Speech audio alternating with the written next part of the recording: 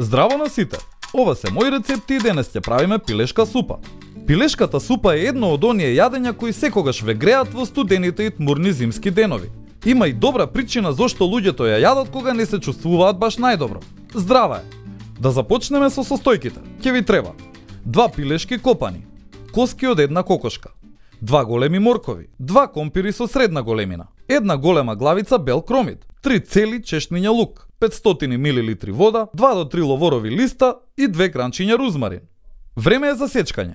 Прво ќе го исечкаме сиот зеленчук. Важно е како го сечкате и во каква форма. Тоа многу влијае на тоа каков ќе биде изгледот и чувството кој ќе ви го даде јадењето на крајот. Наместо на кришки, потрудете се зеленчукот да го исечкате на парчиња со средна големина. Загрејте малку вода и ставете ги сите состојки во неа.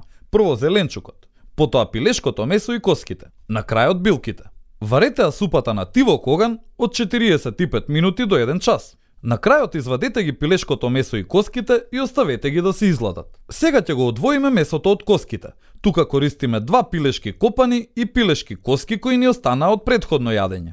Кога од коските ќе го извадите сето месо, вратете го назад во супата. Оставете го да се искрчка уште неколку минути пред да го сервирате. Време е за сервирање. Сервирајте ја супата во длабока чинија. Потрудете се да бидат застапени сите состојки.